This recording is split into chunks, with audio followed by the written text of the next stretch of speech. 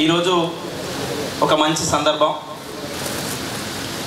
తెలంగాణ సాంస్కృతిక శాఖ ఏర్పాటు చేసి సారథి ఏర్పాటు చేసి ప్రభుత్వానికి ప్రచారం కోసము కళాకారులందరినీ 550 మందికి ఉద్యోగాలు ఇస్తామని చెప్పినప్పుడు చాలామంది అన్నారు, అన్న నువ్వు కూడా వీరులారా వందనం పాట రాసిరు, మీరు చాలా ఉద్యమాలు చేసారు, మీకు ఉద్యోగం రాదా నాకు అర్థం కాదని చెప్పి చాలామంది మాట్లాడారు. అచ్చా ఎట్లా ఎవరికి ఇస్తారో చూద్దాం అని చెప్పేసి మేము కూడా వెయిట్ చేసినాం. ఎట్లా ఇస్తారు ఉద్యోగము అంటే దానికి ఒక ప్రతిపాదిక ఉంది. ఏ ప్రతిపాదిక? ఇప్పటిదాకా ఏమైనా ఇవ్వచ్చు, కానీ ఉద్యోగం వచ్చినప్పటి నుంచి, ఉద్యోగంలో ఎప్పుడైతే జాయిన్ అయినప్పటి నుంచి మాత్రము కేసీఆర్కి కానీ కేసీఆర్ కుటుంబానికి కానీ ప్రభుత్వానికి కానీ ఏమాత్రం దెబ్బ తగలని పాటలు పాడాలి. వాళ్ళకి ఎవరికి దెబ్బ తగలదు, ఏమాత్రం నొప్పి లేని పాటలు పాడాలి. ఇక నొప్పి లేని పాటలు అంటే ఇంతకుముందు సోమన్న చెప్పినట్టుగా ఏ పాటలు, ఇంకుడు గుంతల పాటలు వాడాలి, చెట్ల పాటలు, చెట్లు పెట్టుకుందాం మొక్కలు నాటుకుందాం అనే పాటలు వాడాలి, వారోత్సవాల గురించి వాడుకోవాలి. లేదా రేపు రాను రాను రాను ఇట్లనే అలవాటు చేసి రేపు కవిత ఎత్తకపోయే బతుకమ్మ గురించి, కవిత ఎట్లా నడుస్తున్నది, ఎట్లా ఎత్తకపోతుంది బతుకమ్మ అని చెప్పేసి, ఎంత వయ్యారంగా నడుస్తుంది, ఎంత ముందుకు పోతుంది, ఎంత సకలంగా అని చెప్పేసి పాటలు పాడాలి ఈ కళాకారులు, ఈ సారథిలో ఉన్న వాళ్ళు. ఇట్లాంటి ఉద్యోగం కోసం అయితే మీరు ఉండండి అని చెప్పేసి అట్లా తయారు చేసే సాంస్కృతిక సారథిని ఇవాళ అక్కడ ఏర్పాటు చేసింది కేసీఆర్ ప్రభుత్వం. ఇవాళ మనం ఒక్కటి గుర్తుపెట్టుకోవాలి మిత్రులారా, తెలంగాణ ఉద్యమం జరుగుతున్నప్పుడు కళాకారులు ఉన్నారు. ఆ కళాకారులలో ఇవాళ దేశపతి శ్రీనివాస్ అనేట ఆయన ముఖ్యమంత్రికి ఓఎస్డీగా పనిచేసినటువంటి దేశపతి శ్రీనివాసు ఒక బ్రాహ్మణ కులంలో పుట్టినటువంటి ఆయన చాలా అద్భుతంగా పాటలు పాడతాడు, చాలా మిస్మరైజ్ చేస్తాడు. ఇక్కడ మనందరినీ కూడా ఇక్కడికి వచ్చినంటే కేసీఆర్ పాలన బ్రహ్మాండంగా ఉంది అని చెప్పేసి మనందరూ సపోర్ట్ కొట్టించేంత జ్ఞానం ఉన్నాడు దేశపతి శ్రీనివాస్. మరి ఆయన తెలంగాణ ఉద్యమం జరుగుతున్నప్పుడు మరి ఉద్యోగస్తులే కదా, టీచర్ ఉద్యోగం చేస్తూ ఉండి కూడా తెలంగాణ ఉద్యమం కోసం పాటలు పాడాడు. అంటే ఇక్కడ అర్థం చేసుకోవాల్సింది ఏంటంటే, ఉద్యోగం ఉండగానే ఆ ఉద్యోగంతో పాటు నేను పాడే పాటను ఆ ప్రభుత్వానికి బదిలీ చేసే పాట కాదు, నా జ్ఞానాన్ని, నా సామాజిక స్పృహను, నా చైతన్యాన్ని నేను చాటుకునే ప్రజాస్వామికమైన హక్కు ఉంది అన్నటువంటి స్వరంతో ఆనాడు పాడిన పరిస్థితులు ఇవాళ మీ జ్ఞానానికి ఆ తెలివి లేదా అని చెప్పేసి మనం ఇలా ఆలోచించాల్సినటువంటి అవసరం ఉన్నది. మిత్రులారా మీరు ఆలోచించుకోండి. రసమయ్యి బాలకృష్ణ కూడా ఉద్యోగం ఉండే, దొంగసాడికి పోయి సంతకాలు పెట్టి జీతం ఎత్తుకుంటుండే రోజంతా తెలంగాణ ఉద్యమంలో ఎట్లా కేసీఆర్ తోటి వాడిండో నాకు తెలిసి నేను చాలా విచిత్రం అయిపోయినా, చాలా పరేషాన్ అయిపోయినా. మొట్టమొదటి ధూమ్ధామ్ ఎట్లా చేసిందో తెలుసా? మొట్టమొదటి ధూమ్ధామ్కి సంబంధించిన పోస్టరు, ఆ పోస్టర్ ఏ ఇచ్చింది, ఆ పోస్టర్ మీద పేరు ఉంటుంది, ఆ పోస్టర్ ఇచ్చిన వాళ్ళు కాదు మన రేవంత్ రెడ్డి అనే. మీరు అర్థం చేసుకోవాలి మిత్రులారా, ఎంత చాకచక్యంగా, ఎంత బుడుబుక్కలతనంగా, ఎంత మాయమాటలతనంగా కేసీఆర్ ఎట్లుంటాడో, ఎన్ని మాటలు చెప్పి ఎన్ని తప్పించుకుంటాడో, ఎన్ని దొంగ మాటలు చెప్తాడో ఆ గట్ల మనం తయారైతే మనకు రకరకాల ఉద్యోగాలు అక్కడ ఫుల్ఫిల్ చేయడానికి సిద్ధంగా ఉంటాయి. మనం దానికి సిద్ధంగా ఉన్నామా మనం ఆలోచించుకోవాలి. చరిత్ర పుస్తకాలలో దొంగ చరిత్ర నింపుతా ఉన్నారు. ఇదా తెలంగాణ గురించి కొట్లాడిన వాళ్ళను, ఇవాళ ఉద్యమం చేసిన వాళ్ళను చిన్న చూపుతో చూపే పరిస్థితులా తెలంగాణ తెచ్చుకున్న తర్వాత మా కళ్ళ ముందే మా చరిత్రను బూడిద పాలు చేస్తుంటే మేము ఎందుకు కూర్చుంటాం? తెలంగాణ రాష్ట్రం ఉద్యమం జరుగుతున్నప్పుడు కూడా కేసీఆర్ మాట్లాడితే టీవీలో కూర్చొని పెద్ద మనుషులు మాట్లాడతారు, సిగ్గుండాలి మాట్లాడడానికి. కేసీఆర్ తోటే తెలంగాణ వచ్చిందని మాట్లాడతారు. ఏమైనా జ్ఞానం ఉన్నదా, బుర్ర ఉన్నదా, తిండి తింటున్నావా, దిమాగ్ ఉన్నదా అని చెప్పేసి అలా విద్యార్థులు మేము ప్రశ్నిస్తున్నాం. కేసీఆర్ తోటి తెలంగాణ వచ్చిందా? 1200 మంది బిడ్డలు ప్రాణత్యాగం చేసుకునే తెలంగాణ ఆవిష్కారం అయితే 1200 బిడ్డల ప్రాణత్యాగాలు ఉన్నాయి తెలంగాణ గడ్డ మీద. మా వెంగళంలో లాంటి దెబ్బలున్నాయి, చెంచలు కూడా చేర్లపల్లి జైళ్ళలో మా బతుకులున్నాయి. నెలల తరబడి మేము గడిపిన జైలు జీవితాలున్నాయి. ఒక్కనాడన్నా హరీష్ రావు, కేటీఆర్ చెంచలు కూడా జైలులో చెర్లపల్లి జైలులో కూర్చున్నాడా? తెలంగాణ కోసం వీళ్ళు చేసిన ఉద్యమం ఏంది? మనం అందరం ఉద్యమం చేస్తుంటే టైంకి వచ్చి ఫోటో దిగాలి, మీడియా రాగానే పేపర్లలో టీవీలలో మాట్లాడాలి. అది ఉద్యమం అవుతుందా? ఇదేనా ఉద్యమం? ఇలా దీన్ని అడగదలుచుకుంటే మేము తెలంగాణ గురించి విద్యార్థులుగా కొట్లాడితేనే, 1200 మంది బిడ్డల ప్రాణత్యాగాలు ఉంటేనే తెలంగాణ వచ్చిందని చెప్తే, ఇలా పాఠ్య పుస్తకాల్లో విద్యార్థులు డిసెంబర్ 10వ తారీఖు నాడు చలో అసెంబ్లీ ముట్టడికి పిలుపునిచ్చినప్పుడు 9వ తారీఖు నాడు వచ్చి దాక్కున్నారు అని చెప్పేసి విద్యార్థుల పాత్రను చిన్నగా చూపించే ప్రయత్నం చేస్తున్నారు. దీన్ని ఏమనుకోవాలి, మనం అర్థం చేసుకోవాలి. దయచేసి చాలా మంది పెద్దలు ఉన్నారు ఇక్కడ. మన చరిత్రనే మన కళ్ళ ముందరే సమాజ్ చేస్తుంటే మనం ఎందుకు కూర్చోవాలి? నీ అరదినం దీక్షతో విద్యార్థి లోకము మద్దతుగా రాలేదురా, నీ నిమ్మరసము నీళ్ళ కక్కుతి తర్వాతే లొల్లి సురువయ్యిందిరా, నీ నిమ్మరసము నీళ్ళ కక్కుతి తర్వాతే లొల్లి సురువయ్యిందిరా, అరదినం దీక్షతో విద్యార్థి లోకము మద్దతుగా రాలేదురా, నీ నిమ్మరసము నీళ్ళ కక్కుతి తర్వాతే లొల్లి సురువయ్యిందిరా, తెలంగాణ దేవడం నీ వల్ల కాదని యువతరము కదిలిందిరా, ఉస్మానియా ఉక్కు పిడికిల తినక ఢిల్లీ దిగి వచ్చిందిరా, ఉస్మానియా ఉక్కు పిడికిల తినక ఢిల్లీ దిగి వచ్చిందిరా, మేము ఎత్తి పట్టలేదు ఏ రంగు జెండా, చేశాము మా వంతు పోరు న్యాయంగా, మార్చుకున్నావు రాజకీయంగా, నీ అరదినం దీక్షతో విద్యార్థి లోకము మద్దతుగా రాలేదురా, దిమ్మ తిరిగి నిమ్మ రసము దాగినక దీక్ష సురువయ్యిందిరా, దిమ్మ తిరిగి నిమ్మ రసము దాగినక దీక్ష సురువయ్యిందిరా. 2 రోజులకే దీక్ష విరమించిందని కేసీఆర్ అల్లుడు కూడా ప్రకటించాడు. మామకు పానం శాతనైతే లేదు, బక్కపలసటి పానము శాతనైతే లేదు, ఆయన ఎట్లయితాడో తెలియదు అనుకున్నాడు ముందుగాల, కానీ 2 రోజులకే పానం తరడం మరడం అవుతుంది. అందుకనే విరమించుడు అని హరీష్ రావు చెప్పిండు. ఆనాడు టీవీలో రికార్డులు ఉంటాయి, టీవీలో లైబ్రరీలో పోయి చూస్తే టీవీలో రికార్డులు ఉంటాయి.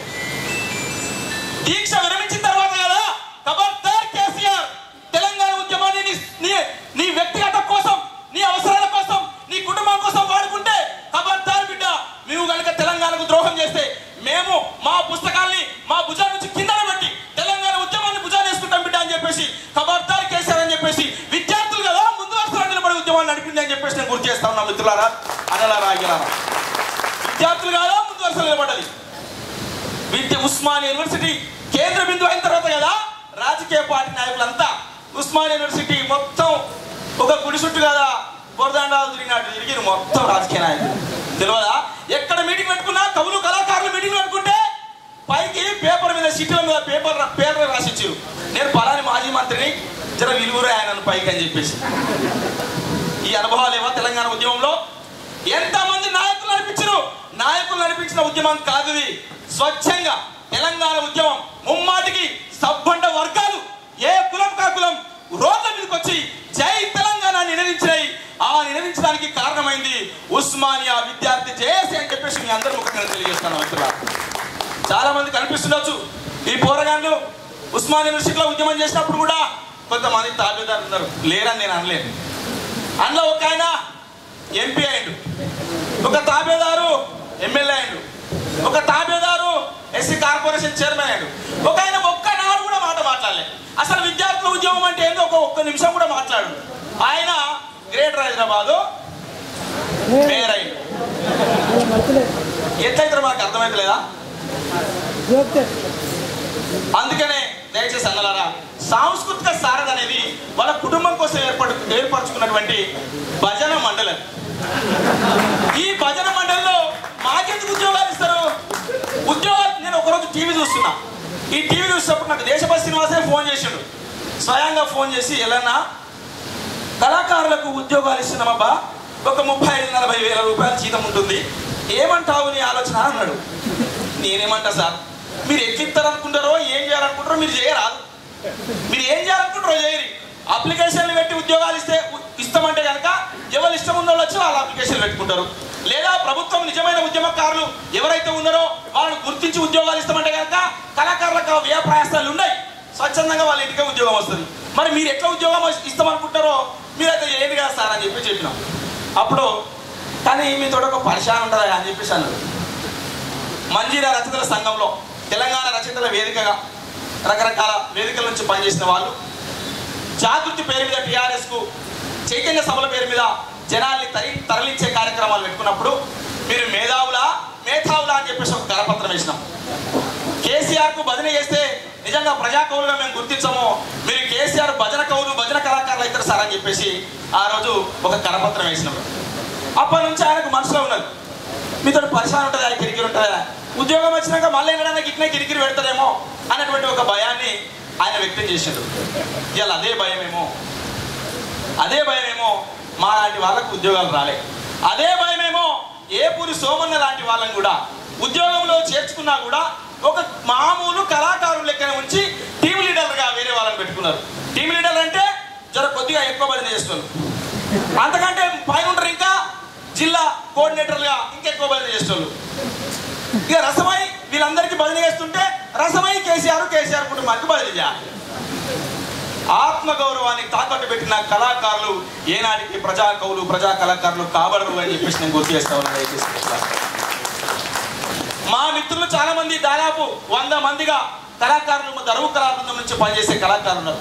అన్న మనకెందుకన్నా ఈ గోలు తెలంగాణ వచ్చింది, నువ్వు ఒక్కసారి అడగన్నా ఉద్యోగం వస్తుందంటే నేను ఒకటే మాట అన్నా, మీరు ఏమైనా ప్రయత్నం చేస్తే చేసుకోరు కానీ నేను మాత్రం అడగా అని చెప్పేసి అన్న. మా వాళ్ళు చాలా మంది అప్పుడప్పుడు కార్యక్రమాలు చేసిన లెటర్లు ఫోటోలు పేపర్ ప్రకటనలు తీసుకొని మేము కళాకారులమే, మేము పలానా సభల మీటింగ్లో వాడినాం, పలానా దగ్గర వాడినాం అని చెప్పేసి దరఖాస్తు చేసుకున్నారు. వాళ్ళకు వెనక ఎక్కడో ఒక దగ్గర నా ఫోటో కనబడుతుంది, ఎక్కడో ఒక దగ్గర దాంట్లో పేపర్లా దరువు వేయాలన్నా వీరు తర్వాత కళాకారులు పాల్గొన్నారని వస్తుంది. ఆ వచ్చిన పేపర్ కటింగ్లలో నా పేరు కనబడితే చాలు, అవునా మీ దరవేలని ఇచ్చుకోపమ్మా ఉద్యోగం. బొంబాయిలో తెలంగాణకు సంబంధించి బొంబాయిలో ఉన్నటువంటి కార్మికులు 6 లక్షల మంది కార్మికులు తెలంగాణ ఉద్యమం కోసము మనందరికి సపోర్ట్గా మొత్తం నిరాహార దీక్ష చేసి ఒక్కరోజు మొత్తం వాళ్ళ ఇంట్లో భోజనాలు వండకుండా దీక్ష చేసిన సందర్భం ఉండే అక్కడ. ఆ రోజు దీక్షల సందర్భంగా ఒక బహిరంగ సభ ఏర్పాటు చేసుకున్నారు. అక్కడికి నేను వెళ్ళిన, నన్ను ఆహ్వానిస్తే బొంబాయికి పోయినా. బొంబాయిలో ఉన్నటువంటి కళాకారులు తెలంగాణ కళాకారుల బృందం ఒకటి ఉంది అక్కడ. నాగరాజు అని చెప్పేసి తర్వాత రవి అని చెప్పేసి కళాకారులు ఒక 10 మంది కలిసి కళాకారుల బృందము మొత్తం ఆ నాందేడు భీమండి ఆ మొత్తం అక్కడ ఉన్నటువంటి మొత్తం మన తెలంగాణ వాళ్ళు ఎక్కడెక్కడ ఉన్నారో అక్కడ తిరుక్కుంటే వాళ్ళు ప్రచారం చేసి తెలంగాణ ఉద్యమాన్ని రగించిన వాళ్ళు. ఇక్కడ నుంచి ఎవరైనా కూడా సమైక్యవాదులు బొంబాయికి ఎవరో మీటింగ్లు పెట్టినా బొంబాయి నుంచి తరిమి కొట్టిన చరిత్ర అక్కడ ఉన్నటువంటి మన తెలంగాణ బిడ్డలకు ఉన్నది. ఎప్పటికప్పుడు ఆ బిడ్డలకు ఉన్నది. వాళ్ళకి ఇక్కడ చుట్టాలుంటే అమ్మ తెలంగాణ వస్తే ఈ బొంబాయి బతుకు మాకు ఎందుకు ఉంటుంది, కాబట్టి దయచేసి మీరు మాత్రం తెలంగాణ ఉద్యమంలో పాల్గొనిరు అని చెప్పేసి వందలాది వేలాది ఫోన్లు చేసిన చరిత్ర బొంబాయిలో ఉన్నటువంటి బతుకమైనటువంటి కార్మికులకు ఉన్నది. వాళ్ళందరి సాక్షిగానే తెలంగాణ ఉద్యమం సజీవంగా నిలబడ్డది. ఆ కళాకారుడు నాగరాజు అనే కళాకారుడు అప్లై చేసుకోవడానికి వచ్చాడు. వస్తే నువ్వు ఎవరెవరు ఎప్పుడు తిరిగినావు, ఆయన ఇంటర్వ్యూ ఏంటంటే ఇంటర్వ్యూలో ఏం పాటలు వస్తాయి, ఎప్పుడు ఉద్యమంలో జాయిన్ అయినావు, ఎప్పటి నుంచి పాడుతున్నావు, ఇవంతా ఏం లేవు. ఎవరెవరు తోటి తిరిగినావు, నీకు ఎవరెవరు తోటి సంబంధాలు ఉన్నాయి, గద్దరన్న తోటి తిరిగినావా, రాదు ఉద్యోగం రాదు. పాప మనల్ని ఏమనుకున్నట్ట గద్దరన్నతో తిరిగిన కదా గొప్పోడానికి కొంచెం జాబ్ ఇస్తారేమో అని గద్దరన్నతో దిగిన ఫోటోలు కూడా పెట్టినాడు. అది పెద్ద మీటింగ్ కదా గద్దరన్నతోటి ఫోటో దిగడం అంటే మాటలా. పెద్ద మీటింగ్ లో గద్దరన్నతోటి పాట పాడిన ఒక పెద్ద అర్హత, నిజంగానే గొప్ప అర్హత, ప్రజలు గుర్తించే గొప్ప అర్హత, ప్రజలు గుండెలో పెట్టుకునే గొప్ప అర్హత. గద్దరన్నతో కలిసి పాడడం, గద్దరన్నతో కలిసి తిరగడం, గద్దరన్న చెప్పినటువంటి మాటల్ని పాటల్ని ప్రజల్లో గజ్జలట్టుకొని తిరగడం గొప్ప అర్హతనే, ప్రజల గుండెలో గొప్ప అర్హత. కేసీఆర్ గుండెలు ఎందుకు అవుతుంది? కాబట్టి ఆ నాగరాజు ఉద్యోగాన్ని కూడా పెండింగ్లో పెట్టి నల్గొండ చిట్యాలి ఆయన పాపం రోజు ఫోన్ చేసుకుంటూ. ఈ మధ్యలో కూడా అన్న ఇంకొక దాఫా ఉద్యోగాలు ఉన్నాయి కదా, ఉన్నాయట కదా, వాళ్ళు ప్రచారం చేస్తారు. ఎందుకు ప్రచారం చేస్తారు అంటే ఏపూరు సోమన్న గండి కొట్టిండు అక్కడ. ఏపూరు సోమన్న గండి కొట్టి బయటకు రాగానే వాళ్ళకు ఒక భయం ముట్టుకున్నది. ఏం ముట్టుకున్నదంటే ఏపూరు సోమన్న ఒక్కడే కాదు, పోయినాక బయట చాలా మంది బలగం ఉన్నది. నన్ను ముచ్చమటలు పట్టిస్తున్నటువంటి రేవంత్ రెడ్డి కూడా బయట ఉన్నాడు. ఈయన కూడా ఆయనకి సోమత అవుతాడు. ఏపూరు సోమన్న నేనున్నారా అని చెప్పేసి పిలుచుకుంటాడు. కాంగ్రెస్ వాళ్ళు కూడా సరే వాళ్ళ దాంట్లో వాళ్ళకి ఎన్ని కోపాలున్నా ఎవరో ఒక్కరు గట్టి సపోర్ట్ చేస్తారు ఏపూరు సోమన్నకు. బయట ఉన్న ఉద్యమ సంఘాలు కమ్యూనిస్ట్ సంఘాలు ఏపూరు సోమన్నకు అండగవుతాయి. ఇవన్నిటికంటే ఎక్కువగా ఉస్మానియా విద్యార్థులు కనుక ఏపూరు సోమన్నకు అండగా నిలబడితే నీ గోరిగడతం కొడుకో ఎమ్మెల్యే సర్కరోడా అనే పాట ఏదైతే ఉందో అది మళ్ళీ నా మీదకే పునరావృతం అవుతుందని చెప్పేసి మనసులు అనుకొని మళ్ళొక్క దాఫా ఉద్యోగాలు ఉన్నాయని ప్రచారం చేస్తా ఉన్నారు.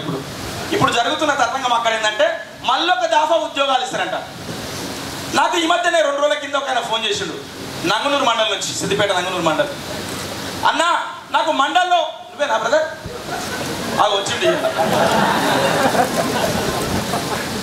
యాదృచ్ఛికం, నాకు ఆయన వచ్చిన విషయం కూడా తెలియదు.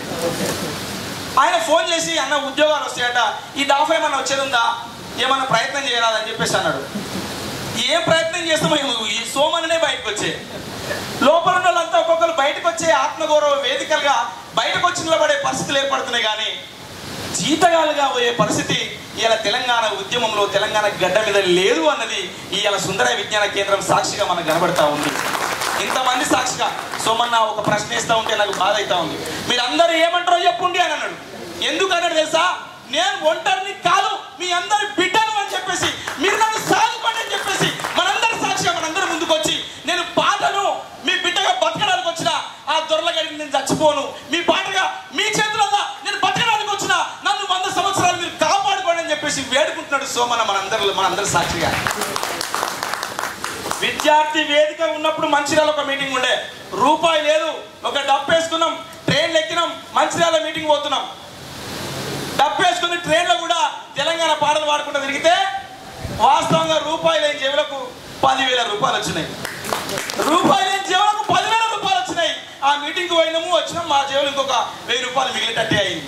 అది తెలంగాణ జనాలకు, తెలంగాణ తల్లిదండ్రులకు, తెలంగాణ బిడ్డలకు ఉన్నటువంటి ప్రేమ, పాట మీద ఉన్న ప్రేమనే ఇలా అట్లా బతికిస్తానని చెప్పేసి సోమన్న ఎక్కడ కూడా మనసు చెదరదని చెప్పేసి భిక్షం ఎత్తుకోనైనా సరే ఉస్మానియా విద్యార్థులుగా మేము విద్యార్థి జేఏసీగా సోమన్న పాటను బతికించుకుంటామని చెప్పేసి అండగా నిలబడతామని చెప్పేసి మీ అందరి సాక్షిగా గుర్తు చేస్తా ఉన్నాను మిత్రులారా.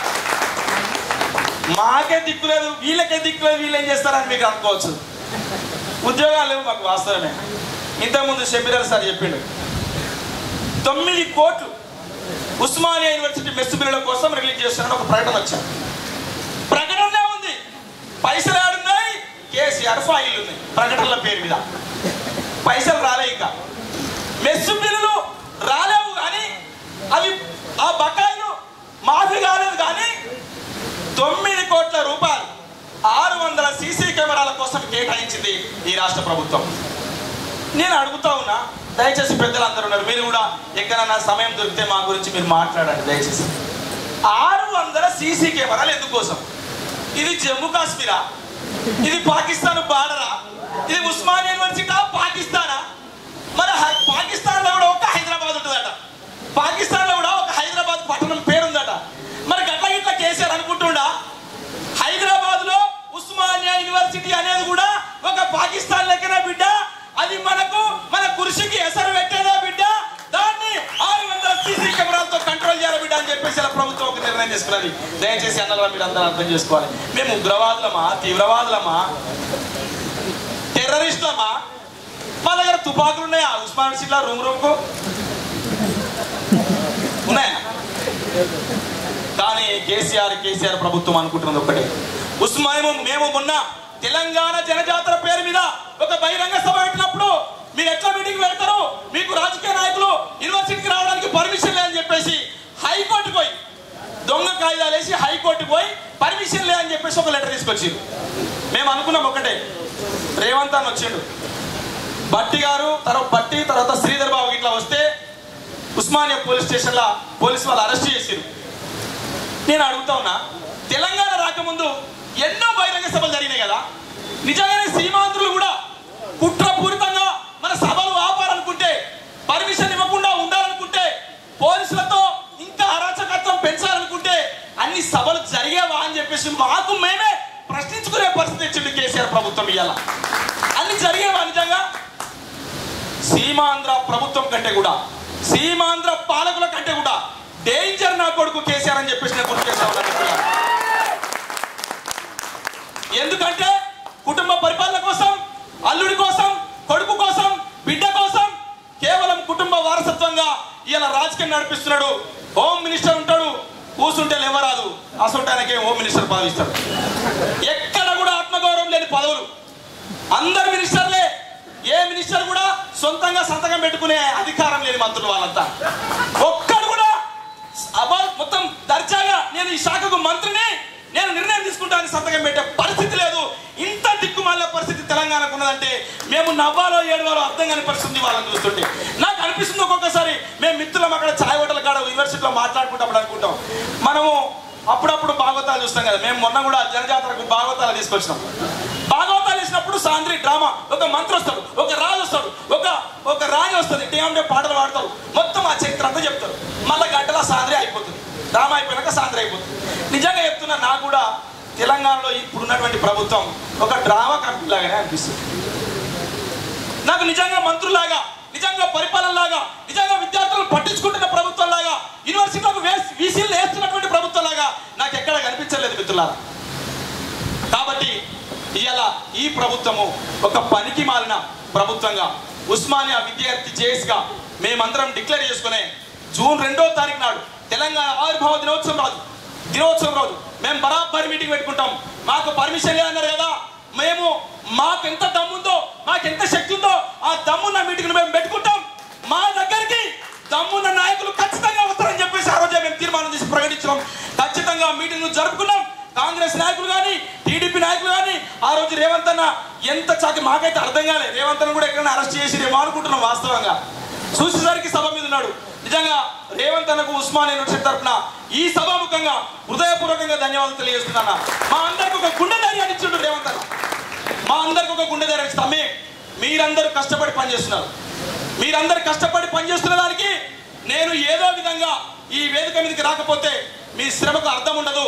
కేసీఆర్ ప్రభుత్వం అందరినీ పటాపంచలు చేసిందని గర్వంగా గల్లెగిరేసుకునే రోజులు వస్తాయి.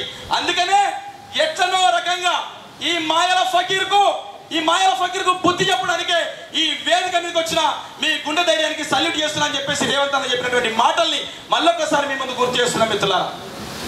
కాబట్టి మనందరం దయచేసి కాంగ్రెస్ పార్టీలో ఉన్నటువంటి నాయకులు కూడా ఐక్యం కావాలి.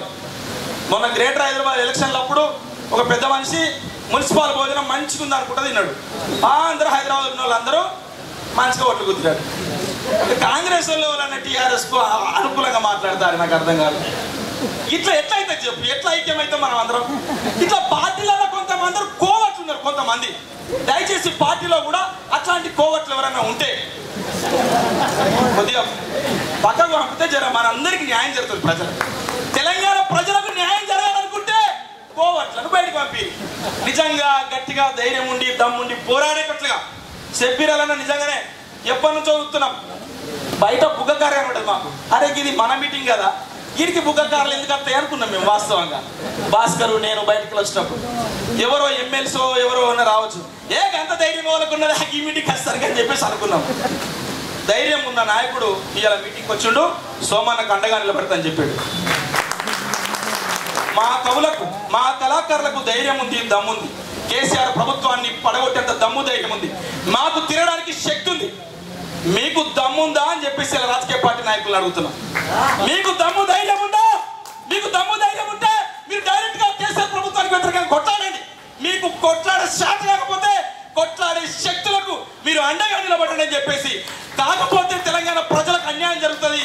అన్యాయం జరిగితే ఏమైతే మనం కొట్లాడాలి నిజైతే కొట్లాడాలనుకుంటాం. ఇలా కింద ఉన్న వాళ్ళంతా ఎమ్మెల్యేలు అయ్యేది, ఎంపీలు అయ్యేది, మనం అందరం ఎమ్మెల్యేలం ఎంపీలము లేదా మినిస్టర్లు అయ్యేది పడిపోయిందా? కొట్లాడాలనుకునేది మన బతుకు విముక్తి కోసం.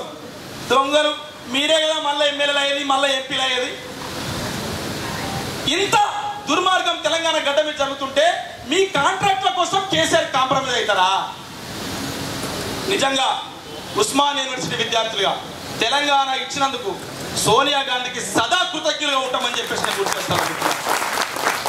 మేము పార్టీ జెండాలు ఎప్పుడు మోయలే, పార్టీ జెండాలు పార్టీ కండువాలు ఎప్పుడు కప్పుకోలే. కానీ విజ్ఞతగా, ఒక సామాన్యుడిగా, ఒక విద్యావంతుడిగా, ఉస్మానియా యూనివర్సిటీ బిడ్డగా ఈ తెలంగాణలో ఏం జరుగుతుందో న్యాయంగా నిజాయితీగా గట్టిగా అడగదలుస్తాం. అది ఉస్మానియా యూనివర్సిటీకి ఉన్నటువంటి ఆ మసిలే నెత్తురు అట్లా మాట్లాడిస్తుంది. అట్లయితేనే మా తల్లిదండ్రులు నిజాయితీగా పంపించినటువంటి మా తల్లిదండ్రులు, కడుపు కట్టుకొని ఒక ముద్ద తిని ఒక ముద్ద తినకుండా పంపించినటువంటి మా తల్లిదండ్రులు, ఇలా మా తల్లిదండ్రులు నిజాయితీగా పంపిస్తే మేము కనుక వాస్తవాలు మాట్లాడకపోతే మా తల్లిదండ్రులకు కూడా మేము అన్యాయం చేసినమవుతామని చెప్పేసి నాయకులు ఎవరైనా మనసులో వచ్చుకుంటే దయచేసి మీరందరూ మళ్ళొక్కసారి పునరాలోచించాలని చెప్పేసి గుర్తు చేస్తా ఉన్నాం. మిత్రులారా, మళ్ళొక్కసారి ఆలోచించుకోండి. కేసీఆర్ ప్రభుత్వానికి కొట్లాడా లేదా కాంప్రమైజ్ అయ్యి బాపు కూడా ఏదోటి తేల్చితే మాకు కూడా కన్ఫ్యూజ్ పోతుంది జనాలకు. లేకుంటే టైంకి వచ్చినప్పుడు మైక్లో మాట్లాడి మళ్ళీ ఎందుకో కేసీఆర్ కలితే ఎట్లయితే ఇది ప్రజలకు లేదు. ప్రజలు నిజాయితీలు కొట్లాడడానికి సిద్ధంగా ఉన్నారు.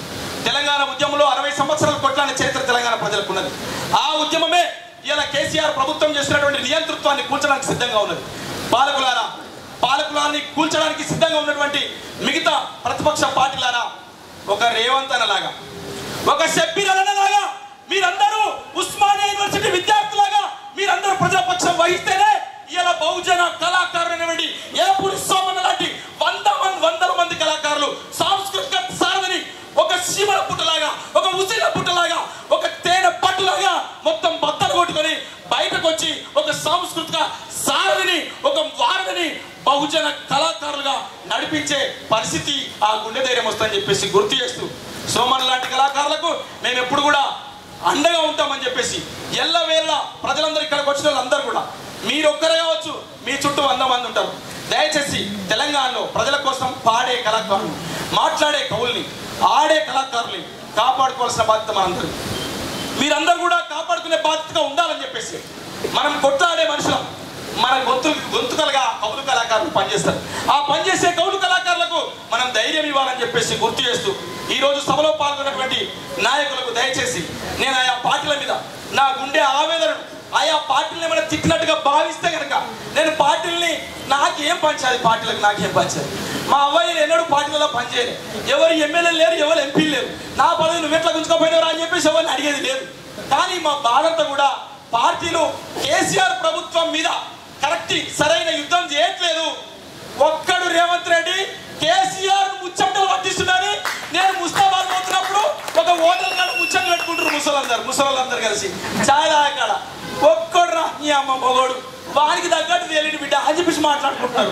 నేను వింటే నాకు పరిచయం అనిపించింది. అరే గ్రామాన ఇలా ఒక సంకేతం పోతా ఉన్నది. కొట్లాడే వాళ్ళకు ప్రజలకు అండగా నిలబడతారు. పొలం కాడ, పొయ్యి కాడ ఇవే ముచ్చట్లు నిలబడతాయి. ఏదంటే ప్రజలకు అండగా నిలబడే వాళ్ళు ఎవరు, ప్రజల్ని దోసుకునే వాళ్ళు ఎవరు, ఇవే ముచ్చట్లు నిలబడతాయి. ప్రజలకు అండగా నిలబడే వాళ్ళు వాళ్ళ గుండెలకు కత్తుకుంటారు ప్రజలని చెప్పేసి ఆ ప్రజల బిడ్డలుగా, ఉస్మానియా విద్యార్థులుగా, కవులు, కళాకారులుగా మీ అందరికి విజ్ఞప్తి చేస్తూ, ఈ రోజు వచ్చిన మీ అందరు కూడా పేరు పేరున హృదయపూర్వక ఉద్యమాలను తెలియజేసుకుంటూ, ఉస్మానియా విద్యార్థి జేఏసీగా మేము చేసే ఏ కార్యక్రమంలోనైనా మాకు కూడా మీరు గుండె ధైర్యాన్ని ఇవ్వాలని చెప్పేసి గుర్తు చేస్తూ, ఏపూరి సోమన్న లాంటి ఇంకా 100 మంది కళాకారుల్ని సాంస్కృతిక సాధన చీల్చి బయటికి తీసుకొచ్చేలాగా కొత్త పాటలు రాసి ఆత్మగౌరవంగా ఉండేలాగా చేస్తామని చెప్పేసి గుర్తు చేస్తూ సెలవు తీసుకుంటున్నాం.